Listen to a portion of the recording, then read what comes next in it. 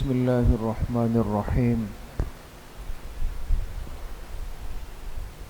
باب ما جاء فی الحث على تبلیغ السماع حدثنا محمود بن غیلان قال حدثنا ابو داود قال اخبرنا شعبة قال اخبرني عمر بن سلیمان من ولد عمر بن الخطاب رضی اللہ عنہ قال سمعت عبد الرحمن بن أبان بن عثمان يحدث عن أبيه قال خرج زيد بن ثابت رضي الله عنه من عند مروان نصف النهار قلنا ما بعث إليه هذه الساعة إلا لشيء يسأله عنه فقمنا فسألناه فقال نعم سألنا عن أشياء سمعناها من رسول الله صلى الله عليه وسلم سمعت رسول الله صلى الله عليه وسلم يقول نزر الله امرأ سمع منا حديثا فحفظه حتى يبلغه غيره فرب حامل فقه إلى من هو أفقه منه ورب حامل فقه ليس بفقيه۔ حدیث پاک کا درس چل رہا ہے پیر کے دن، اور اس میں ایمان کے بعد تذکرہ شروع ہوا علم کا۔ چونکہ ایک مسلمان زندگی کے ہر مرحلے میں اپنے دین کے صحیح علم کا محتاج بھی ہے، طلبگار بھی ہے، ضرورت مند بھی ہے۔ یہ جو حدیث پاک ہمارے سامنے ہے، اس پہ امام ترمذی رحمۃ اللہ علیہ نے عنوان قائم کیا کہ یہ باب اس بارے میں ہے کہ جتنا علم بندہ سن لے اس علم کو آگے دوسروں تک پہنچا دے، سنا ہوا علم آگے منتقل کرے، اس کی تبلیغ کر لے۔ تو حدیث پاک میں اس کی ترغیب دی گئی، اور جو روایت ہمارے سامنے ہے وہ بھی بڑی قیمتی روایت ہے دوستو، سننے کے اور سبق حاصل کرنے کے قابل ہے، اس لیے بہت توجہ کے ساتھ۔ ابان ابن عثمان یہ بیٹے ہیں حضرت عثمان رضی اللہ عنہ کے۔ توجہ ہے دوستو، ابان بیٹے ہیں کس کے؟ حضرت عثمان رضی اللہ عنہ۔ وہ فرماتے ہیں کہ ہم نے ایک دن کیا دیکھا کہ بالکل عین ظہر کا وقت تھا، نصف النہار، آدھا دن۔ ہم نے دیکھا کہ مشہور صحابی رسول صلی اللہ علیہ وسلم حضرت زید ابن ثابت رضی اللہ عنہ وہ نکلے مروان کے ہاں سے۔ مروان یہ مدینہ منورہ کا گورنر تھا، مروان گورنر مدینہ ہے، اور حضرت زید ابن ثابت رضی اللہ عنہ صحابی ہیں اور بڑے درجے کے صحابی۔ ایک ایسا وقت کہ جس میں اہل مدینہ اور بلکہ پورے عرب میں اور صحیح معاشرے کا مزاج ہے کہ یہ قیلولے کا، آرام کا وقت ہے۔ اب عین ظہر کے وقت میں دیکھا کہ حضرت زید مروان کے ہاں سے نکلے، تو قلنا ہم نے کہا کہ ما بعث الیہ هذه الساعة الا لشیء یسألہ عنہ۔ بھائی اس وقت میں حضرت زید کا مروان کے ہاں سے نکلنے کا ایک ہی مطلب ہے کہ مروان نے ان کو بلایا تھا کچھ اہم بات پوچھنے کے لیے، اس لیے کہ مروان صحابی نہیں ہے، وہ تابعی ہے، گورنر مدینہ ہے، اور حضرت زید ابن ثابت بڑے درجے کے صحابی، یعنی ان 6 افراد میں شامل ہے جن کو قرآن کریم جمع کرنے کا حکم دیا گیا تھا۔ تو ان کا اس وقت یہاں پر ہونے کا ایک ہی مطلب ہے کہ امیر مدینہ کو کچھ اہم سوالات پوچھنے ہوں گے، جبھی انہوں نے آپ کو اس وقت بلایا۔ اب یہ تو ایک طالب علم کی حیثیت سے کہ کوئی چیز نظر میں آ گئی، کہتے ہیں فقمنا، ہم سب ساتھی کھڑے ہو گئے، کہ حضرت زید گزریں گے تو ہم ان سے پوچھ لیں. پاک زمانہ تھا, دین کی طلب کا زمانہ تھا, ان چیزوں کا شوق تھا. ہم کھڑے ہو گئے تاکہ ہم حضرت زید سے پوچھ سکیں کہ اس وقت آپ مروان کے پاس آئے تو کوئی اہم بات تھی, کیا بات تھی؟ تو جب آئے تو ہم نے عرض کی کہ آپ اس وقت یہاں پر کوئی خاص بات؟ فقال نعم, فرمایا جی ہاں, اور کہا کہ سألنا عن اشیاء, در حقیقت امیر نے, مروان نے مجھے بلایا, پیغام دیا کہ مجھے حضور علیہ الصلاۃ والسلام کی کچھ احادیث آپ سے سننی ہے, خاص احادیث ہیں, اور مجھے پتہ چلا ہے کہ وہ روایات آپ بیان کرتے ہیں, آپ براہ راست سنا ہے آپ نے, تو ان خاص احادیث کو سننے کے لیے امیر نے مجھے بلایا, اور اس لیے چونکہ وہ ان کا خاص مسئلہ تھا تو میں ان کے پاس آیا اور میں نے ان کو وہ حدیثیں میں نے ان کو بیان کر دی. بات سمجھ گئے دوست؟ یہ تو ایک حصہ ہو گیا. لیکن آگے جب دیکھا حضرت زید ابن ثابت نے رضی اللہ عنہ نے کہ بھئی ان نوجوانوں میں, ان بچوں میں واقعی طلب تھی, فکر تھی کہ کون سی اہم بات ہے جو ہمارے استاذ امیر مدینہ کو بتا رہے ہیں, ہمیں بھی وہ علم سیکھنا چاہیے. تو جب ان نوجوانوں کی یہ طلب دیکھی, ایک کامل استاذ کی نشانی یہ ہے کہ وہ اس وقت میں حوصلہ افزائی کرے اور مزید رغبت دل کے اندر پیدا کرے. تو موقع کی مناسبت کو دیکھتے ہوئے حضرت زید ابن ثابت رضی اللہ عنہ نے ایک حدیث سنائی جو آج کی مجلس کا اصل موضوع ہے, اور فرمانے لگے کہ میں نے جناب رسول اللہ صلی اللہ علیہ وسلم سے سنا, نظر اللہ امرأ سمع منا حدیثا, اللہ اس شخص کے چہرے کو تر و تازہ رکھے,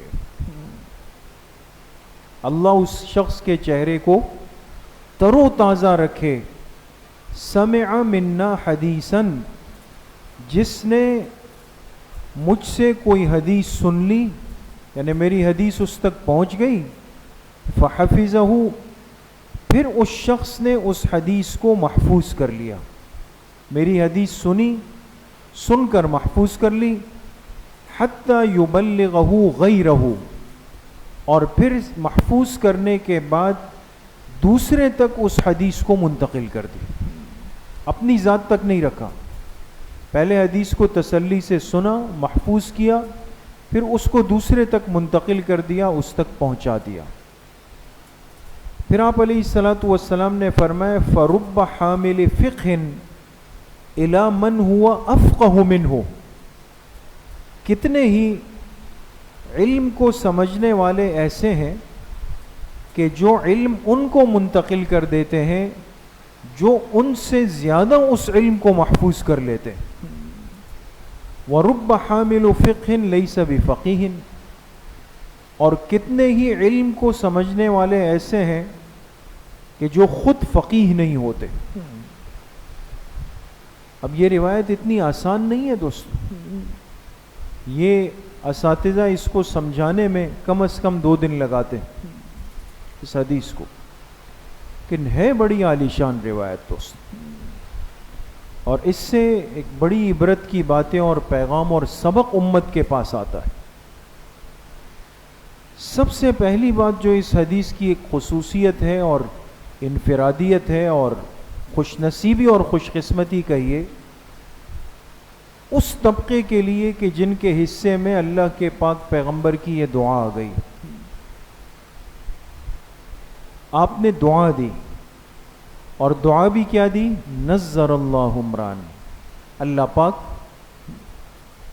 پاک تر و تازہ رکھے, اللہ تر و تازہ رکھے اس شخص کے چہرے کو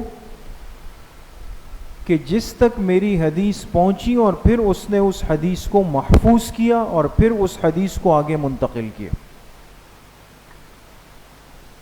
جو حضرات حدیث پڑھنے پڑھانے والے اور پھر حدیث کی تعلیم دے کر کے آگے امت کو تیار کرنے والے ہیں دوستو، وہ علماء حدیث، وہ اساتذہ حدیث، وہ اس کا مصداق ہے۔ اور مصداق آپ دیکھ لیں اپنی آنکھوں سے، ہمارے جو بڑے حضرات ہوتے ہیں، شیوخ الحدیث ہوتے ہیں، جو حدیث پاک پڑھاتے ہیں، 70 80 90 سال کی عمر ہوگی، چہرہ چمک رہا ہوگا، ہے یا نہیں؟ حالانکہ آج تو انسان تھوڑی سی طبیعت خراب ہوئی، موشن لگ گئے، ختم، سب چلا گیا۔ اب سوال یہ کہ اتنے بزرگ حضرات، اتنے معمر لوگ، اور یہ آپ تجربہ کر لیں دوستو، کبھی کبھی جایا کریں بڑے حضرات کے پاس، ان کی صحبت میں، آپ کو اندازہ ہوگا کیسے پرنور لوگ کہاں کہاں پر علم کے اور دین کے کام کے اندر لگے ہوئے ہیں دوستو، اور ان کے چہرے کتنے روشن ہوتے ہیں۔ باقی جسم بیمار ہوتا ہے۔ ہمارے حضرت شیخ حضرت مولانا سرفراز خان صاحب رحمۃ اللہ علیہ تشریف لاتے تھے یہاں پیچھے ہمارے بالبائین حضرات کے یہاں، نیچے ناف سے نیچے کا جو حصہ تھا حضرت کا، وہ فالج میں تھا، اور اس فالج میں انہوں نے تقریباً آپ سمجھے کہ 10-12 سال گزارے۔ ان کو سہارے سے اٹھاتے تھے، سہارے سے بٹھاتے تھے، سب کچھ۔ ہمیں یاد ہے، ہم اس واقعے کے عینی گواہ ہیں۔ مفتی صاحب رحمۃ اللہ علیہ بھی تھے اور میں بھی تھا، کہ ہم بیٹھے ہوئے تھے تو ہمارے جامعہ کے بنوری ٹاؤن کے تمام اساتذہ بڑے حضرات آئے، حضرت مفتی نظام الدین صاحب رحمۃ اللہ علیہ، حضرت ڈاکٹر عبدالرزاق سکندر صاحب رحمۃ اللہ علیہ، یہ بڑے سب یار۔ اور جیسے ہی حضرت ڈاکٹر عبدالرزاق صاحب کمرے میں داخل ہوئے اور حضرت شیخ کے چہرے کو دیکھا نا، تو بے ساختہ یہ حدیث پڑھی کہ حضرت نظر اللہ عمران سمع مقالت، دیکھیں آپ کو اللہ کے پاک پیغمبر کی دعا لگی، آپ کا چہرہ چمک رہا ہے۔ تو حدیث کو اپنی زندگی کا اوڑھنا بچھونا جو بنا لیتے ہیں دوستوں، ان کو اللہ کے پاک پیغمبر کی بڑی دعا لگی، اس لیے وہ بیمار ہو جاتے ہیں، وہ بستر پہ ہوتے ہیں، بول نہیں سکتے۔ ہم رائیونڈ گئے، حضرت مولانا احسان صاحب، اللہ پاک ان کو شفائے کامل عاجل نصیب فرمائے، آپ جانتے ہیں وہ بھی بہت عرصے سے علیل ہے، بیمار، اور بول نہیں پاتے، بڑی مشکل سے ان کو چلاتے ہیں سب چیزیں، لیکن ان کا چہرہ دیکھیں، ہم گئے سوئے ہوئے تھے، وہ خادم نے کہا صرف دیکھ لیں، اور ابھی حضرت بڑی مشکل سے نیند آتی ہے، آرام کر رہے ہیں، جگہ نہیں سکتے، نے کہا ہم صرف زیارت کرنا چاہتے ہیں۔ آج بھی آپ دیکھیں ان کو، ایسا ہے جیسے ایک آدمی چمک رہا ہوتا ہے۔ یہ کہاں کا نور ہے دوستو؟ اس کے پیچھے کون سا فیشل ہوا ہے اور کون سا فیس واش استعمال ہوا ہے، اس کے لیے آج ہم پاگل گھوم رہے ہوتے ہیں۔ اسی لیے تو اندر کا جو نور ہوتا ہے نا دوستو، یہ کہیں اور سے منتقل ہوتا ہے۔ تو بڑی دعا لگی ہے ان محدثین کو، حدیث کے پڑھنے پڑھانے والوں کو، اور دعا بھی کس ہستی کی ہے جو کائنات کے محبوب ہیں، تو قبول تو ہوگی۔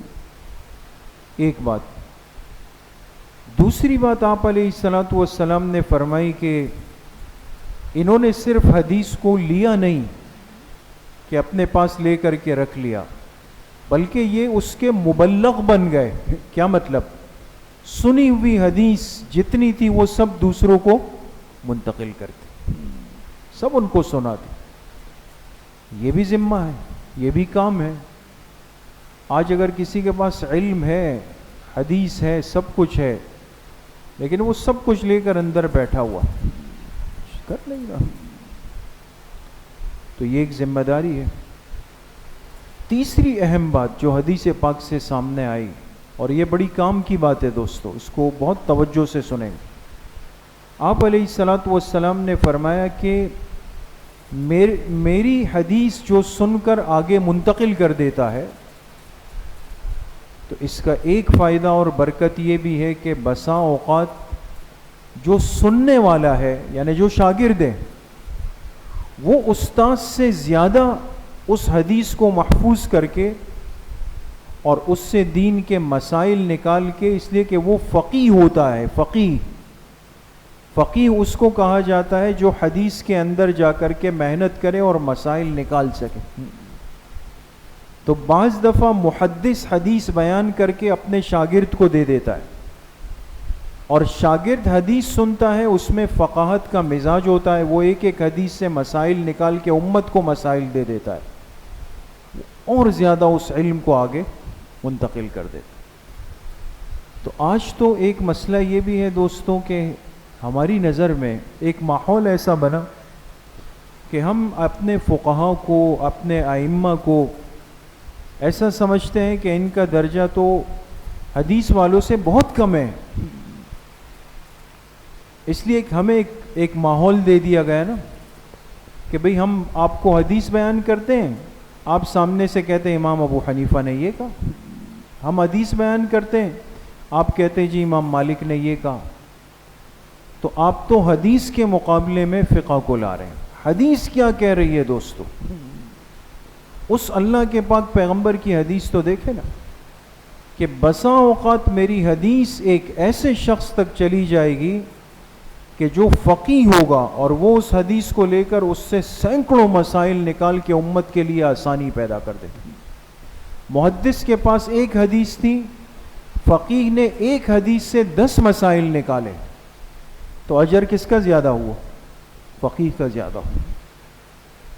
یہ اللہ کا ایک نظام ہے. اسی لیے فرماتے ہیں امام ابو یوسف رحمۃ اللہ علیہ، جو ہمارے فقہ حنفی کے دوسرے بڑے امام ہیں، دوسرے نمبر کے، اور ان کا اصل نام ہے یعقوب ان کا اصل نام.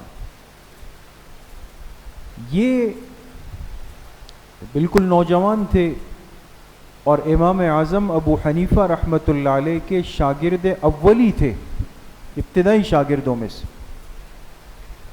تو جو استاذ کا مزاج شاگرد کا، تو قرآن کی آیات سے، احادیث سے مسائل کو نکالنا اور امت تک لے جانا.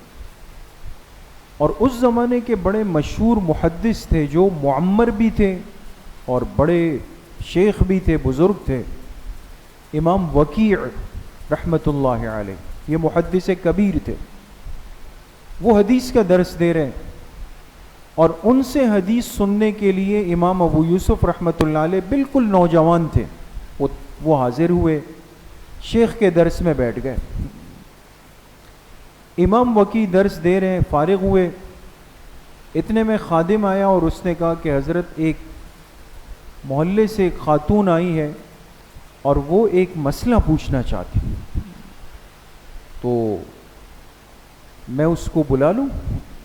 تو حضرت نے فرمایا کہ ہم دروازے پہ آ جاتے ہیں، تو اس کا مسئلہ سن لیتے ہیں، پھر دیکھیں. گئے. اس خاتون نے اپنا مسئلہ شیخ کے سامنے رکھا، امام وکیع کے سامنے، کہ میرا یہ مسئلہ ہے.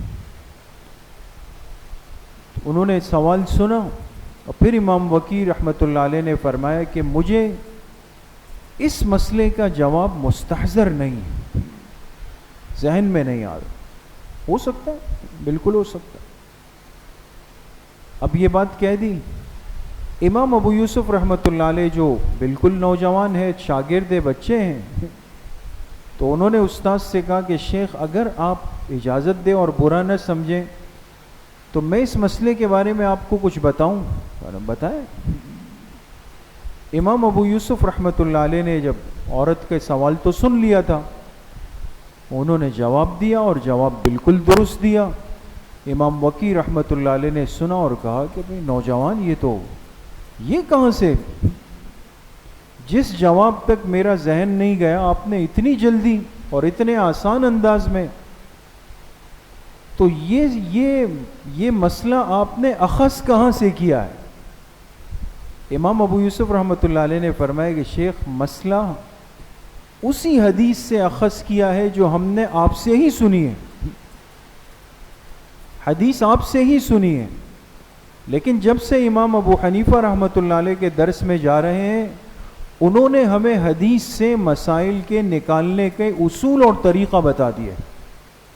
اب دیکھیں حدیث اسی شیخ کی ہے، وہیں سے سنی ہے، لیکن شیخ محدث ہے، فقیہ نہیں ہے، اور امام ابو یوسف رحمۃ اللہ علیہ محدث بھی ہے فقیہ بھی ہے، ایک ایک حدیث سے سینکڑوں مسائل نکال۔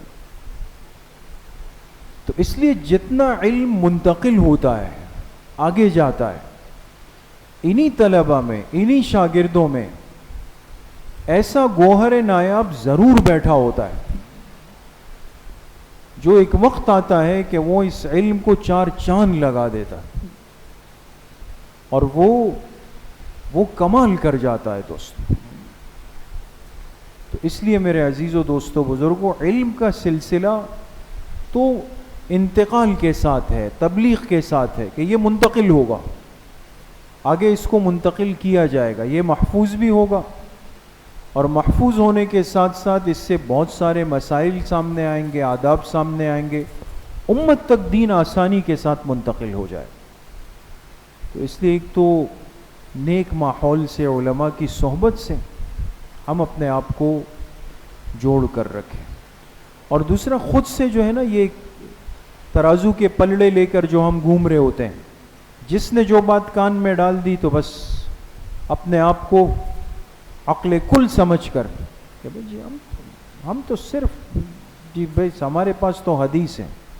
تو یہ فقہا جنہوں نے سینکڑوں ہزاروں مسائل نکالے اور آج امت کا وضو صحیح، غسل صحیح، طہارت صحیح، نماز صحیح، روزہ صحیح، حج صحیح، وہ مسائل ایسے ہی بیکار ہوگا، جبکہ ان مسائل کا ماخذ اور سرچشمہ یہی قرآن اور حدیث، اس سے باہر ہے ہی نہیں۔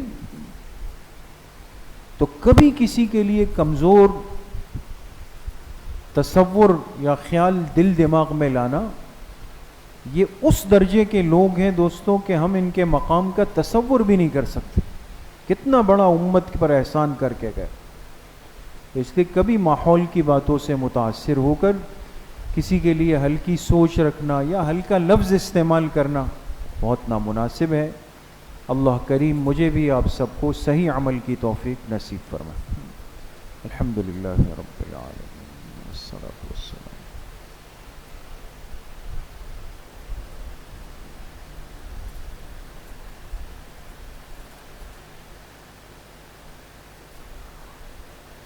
وصلی اللہ وسلم علی نبی محمد وآلہ وصحبہ اجمعین برحمتک۔